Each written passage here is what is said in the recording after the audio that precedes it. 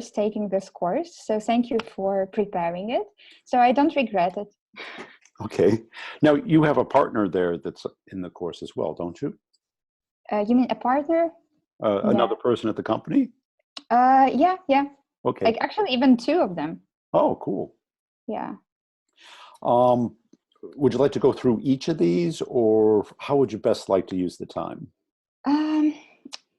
I would like to maybe focus on the key questions that I've shared with you, like because my company like specializes in outsourcing services. So we build engineering teams, develop solutions, and I've always been interested in in insights on how can you convince entrepreneurs to outsource if they do not experience any financial or recruiting challenges. So what would be your response to this? Well, are you saying they don't have a problem? Yeah, if, for example, people have like substantial funding and they have excellent team of recruiters, and they do not have like their goal is not to save the budget. And at least they are not thinking about this at this stage, and time is their priority. And they have no problems hiring locals, like local engineers. So what would be your suggestion or the arguments that you would use to convince them to outsource, to use remote teams? Well, you have to find a problem.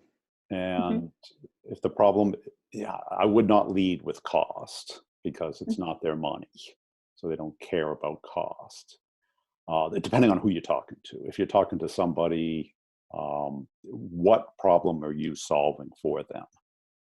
And if you position it that they don't have a problem, you either have to create a problem or get them focused on something that you can do for them. Whether it's additional capabilities, time to market, risk reduction, all of those things they would be interested in. Where they could have a shadow team or staff augmentation or elastic staffing. And I think you have to, that's why the course is structured that way, is people do not go from not knowing you to being convinced in one conversation.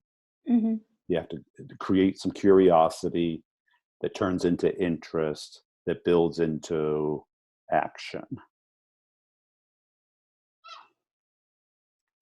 Does that make sense? Yeah, but maybe you could just give me an example of something very specific that I could use. Like, like you are American. So imagine that you have a startup and you have enough budget. And so what would convince you? Are there any, like anything? Well, the objective is not to convince them. The objective is to create interest so that you can continue to build into a convince. If they're even keeled, which you described, meaning that they're not feeling any pain, you have to create pain.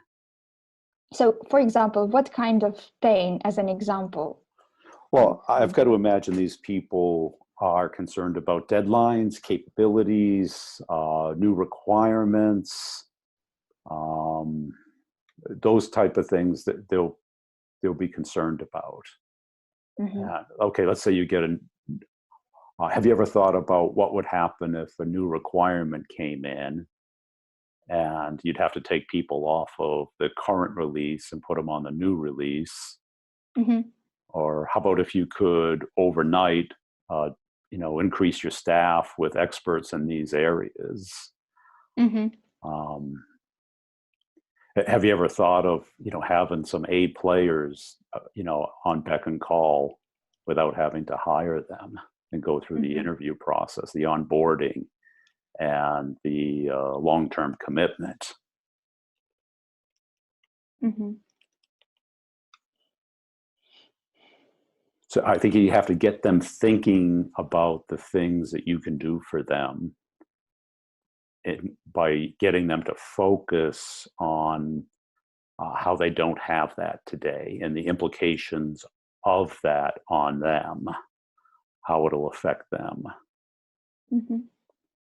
You know, I'm sure, have you ever experienced scope creep? Mm-hmm. Everyone's experienced that, right? That's the whole, Mm-hmm. that's what engineering is scope creep. And imagine being able to have, you know, a handful of A players immediately deployed to support you, Mm-hmm. with no onboarding, you know, no internal interview process, no overhead, because they care about hassle. They care Mm-hmm. about friction. I'm recording this, so I'll put it up in the course. You don't have to take notes or. Yeah, I always take notes. Okay, It's that's easier fine. for I me. just wanted to let you know it's not throwaway. It's going to be saved. Mm-hmm. Do you think that those things they would care about? Yeah, absolutely. Thank you. Yeah, good points. And what you want to do is get them thinking about, get them talking about it, because every engineering manager would love to have more people that it really can produce. Mm-hmm.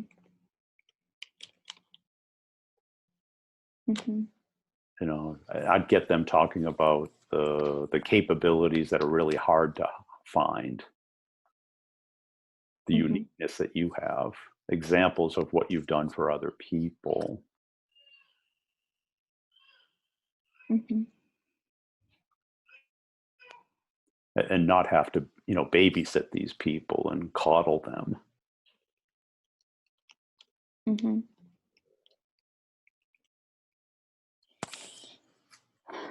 Mm-hmm. Thank you. Okay, and could you please criticize severely my questions? Let's see. Well, have you analyzed your competitors on the market? I don't know if that would create curiosity. Mm-hmm. Have you ever wondered what it'd be like to be able to leapfrog your competitors? Mm-hmm. Okay. The second, what is your USP? What's Unique USP? selling proposition of your product. Okay. How would that create curiosity? I mean, I think what you want is them focused on what you can do for them. Mm-hmm. Because they're living in their box of, they're producing what they can with the resources they have. Mm-hmm. What you want them to do is imagine what it would be like having this extra capacity. Mm-hmm. You know, whether to, you know, add capability, features, scalability, performance, quality. Mm-hmm. Because when they say they have enough people, they have enough people to do what they think they need to do. Mm-hmm. What you have to do is get them thinking about what they could do. Mm-hmm. That would excite them, and anything that you can do to shorten the delivery time, Mm-hmm. or be able to sleep at night, Mm-hmm. and not get fired. Mm-hmm.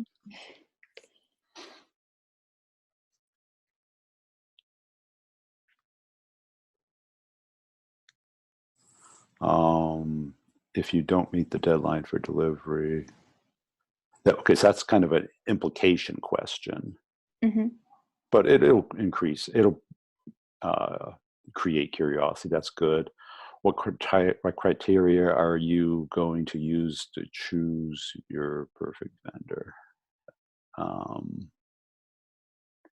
That's more of a qualification question.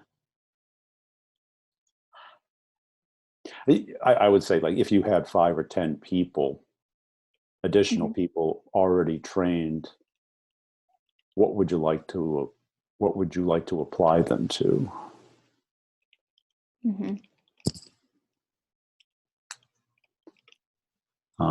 Have you ever experienced any challenges working with? Oh yeah, I don't want to. You don't want to bring that up because that'll focus them on what they don't like about vendors overseas.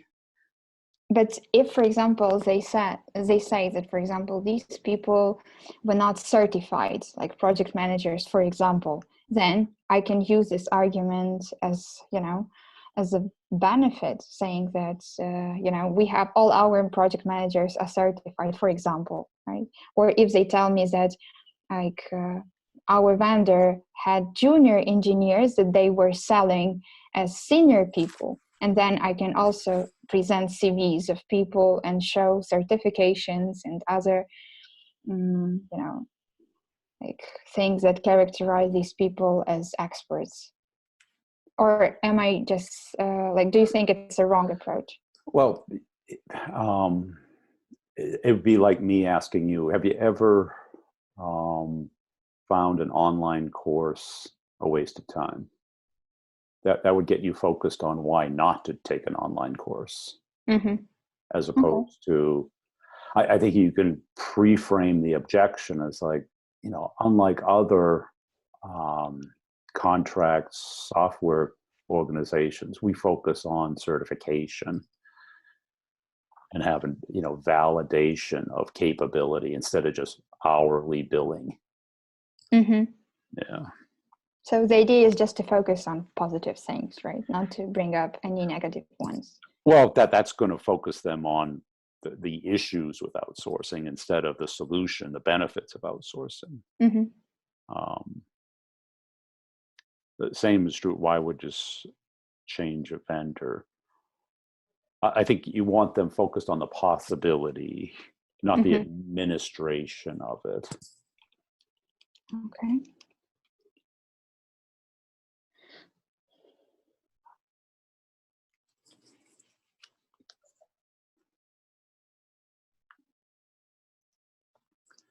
And I think what you want to do is find what they would love to do if they had that capacity. Whether it be additional features, reduction in delivery time, support different platforms, scalability. Because I think that would be your next call. To talk about that and to scope it out and to, work up some kind of course of action.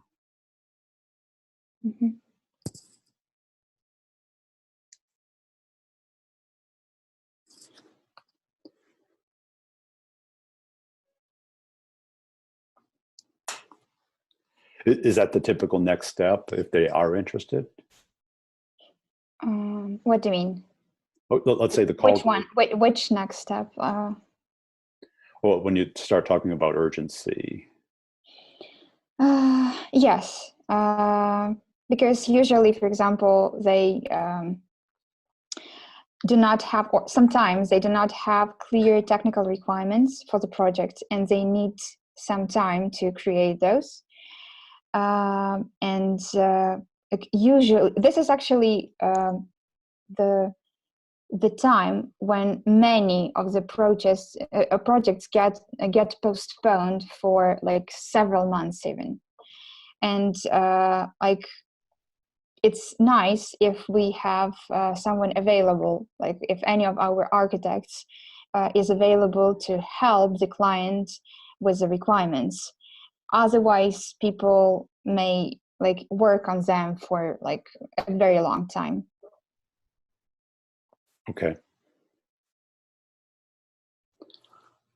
And during the call, what is the hardest part for you? If you had a silver bullet, where would you apply it?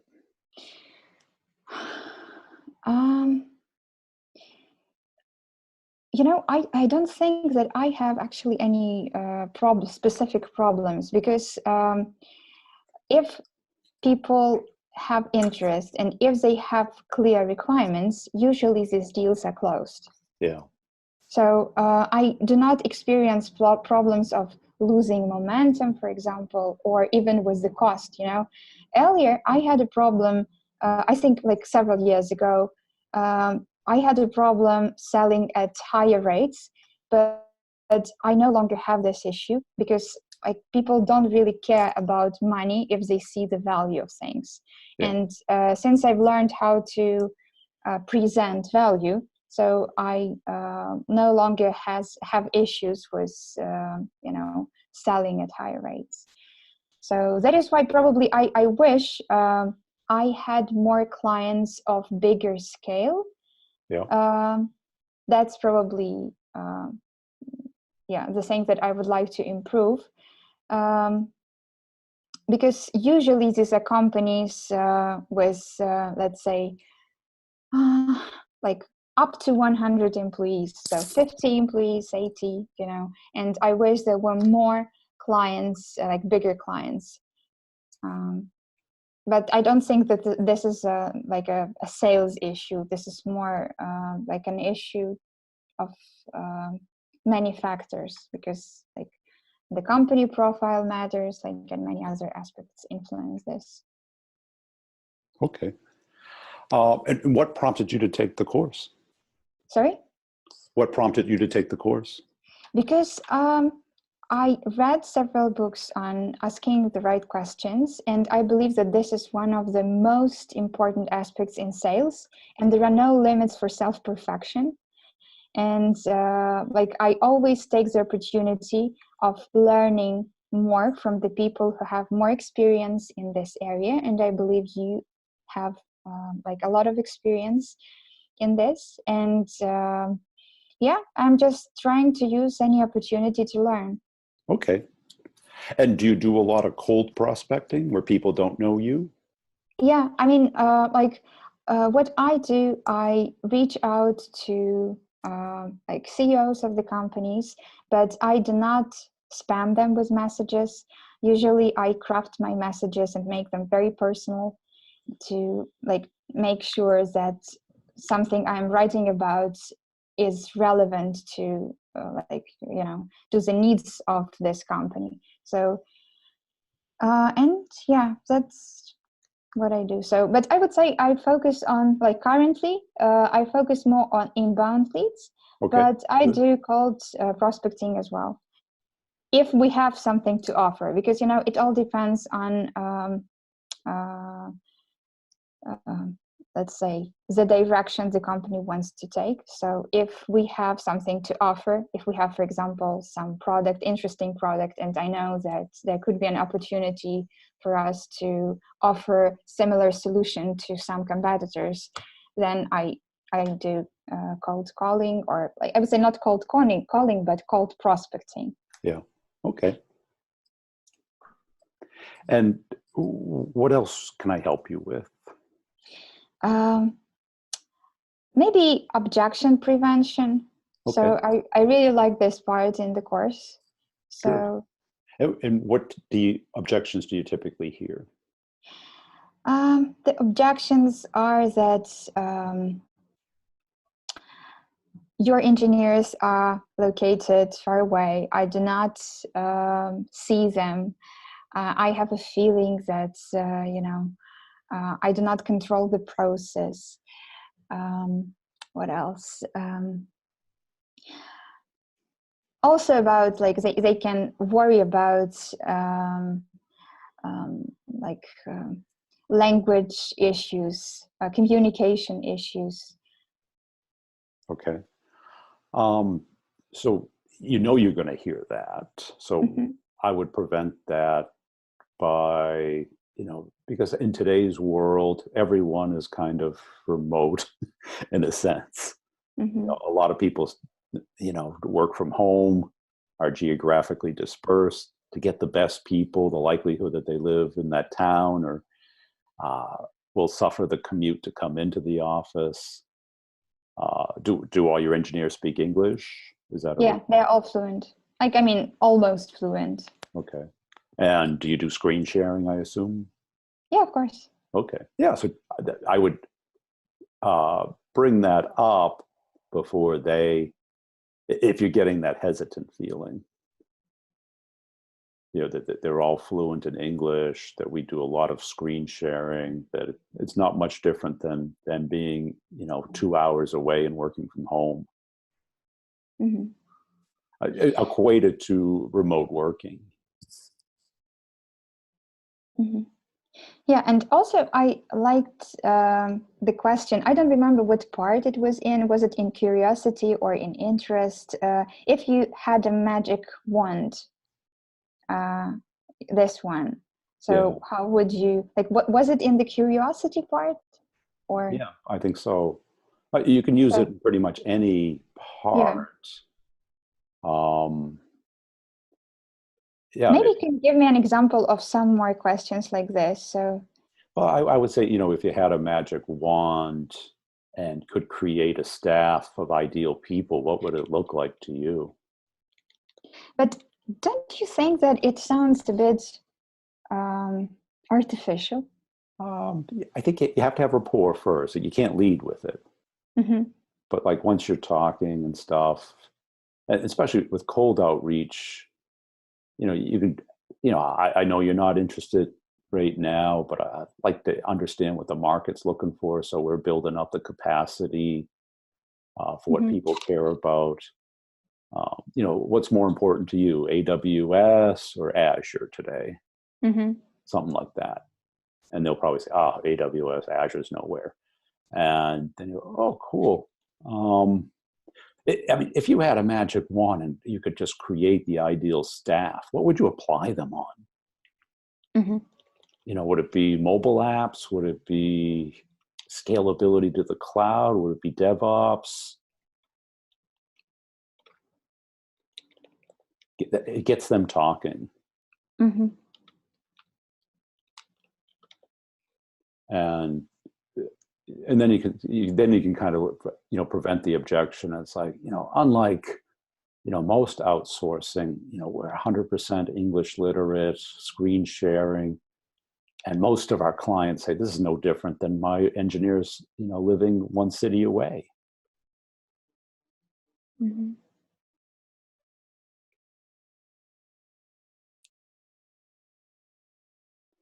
Because once you get a hook, like something that they'd like to do or need to do, then you can get, an architect on the phone and start talking it through and walk them down the process. Mm-hmm.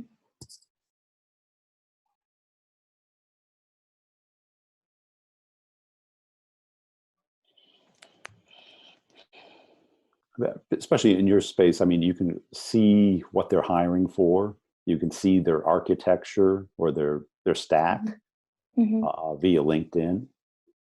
Mm-hmm. So you can kind of create those questions before you get in touch with them. Mm-hmm. And if you have them correct you, that's a lot more powerful than trying to pitch them. So like if you know they're an Azure shop, you say like, do you think AWS is better than Azure? They'll be, no, Azure's the future. Or engineers love correcting people. Yeah.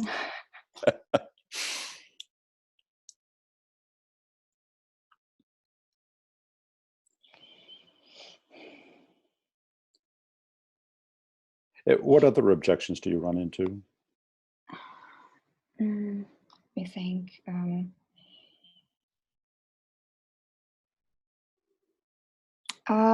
are a lot of clients who would like to manage their teams on their own, though they are not qualified to do this. And I would say it's not a challenge, but each time I have to convince people how important it is to have a project manager. And actually, after I I took the course, I found some interesting tricks that I even applied already. and like another way of suggesting a project manager, you know. Yeah. And because a project manager, if there is a good project manager assigned to a team, it guarantees success of the project. At least the chances are a lot higher that the result will meet the expectations of a client.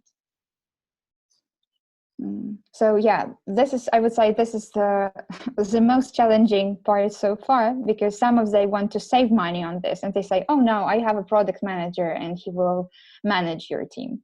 No problem. I don't need a project manager. And actually we are looking for someone who can just build dedicated team, give us hands, and we don't want just, you know, to have a contact person on your side. So we want to have our own team managed by our people.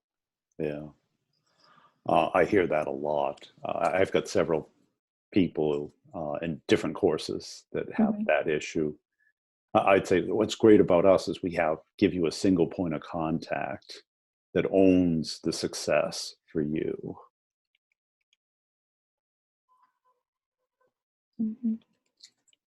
And even if you can rename it like customer success, and you know, I don't know if you have control over this, but amortize that cost across the team, so it doesn't look like a cost item or an individual cost item.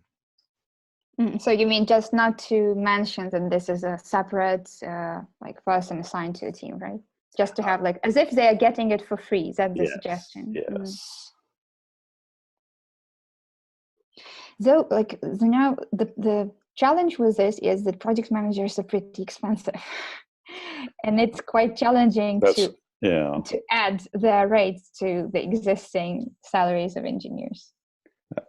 Yeah, I get it. So you can either argue one side of it or the other and determine which is easier.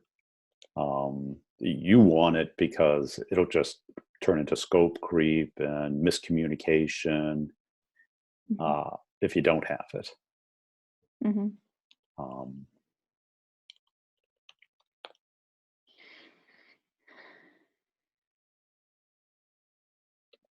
Because they're just going to point fingers, right? You need somebody who's going to expedite it, a single person to manage it.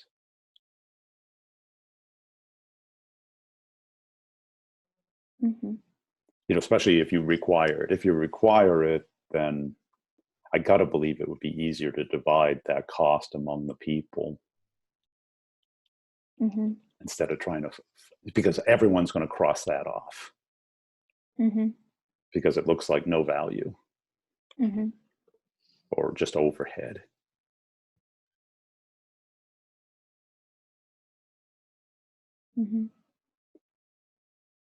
So I don't know if you have control over that or not, but yeah.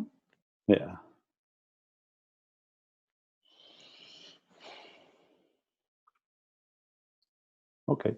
Anything else before we drop? Well, not that right now. Thank you very much for your time and for your pieces of advice. Okay. Good. Well, I appreciate your time as well. And feel free to schedule another one when you're ready. All right, I will. Definitely. Thank you. Thank you.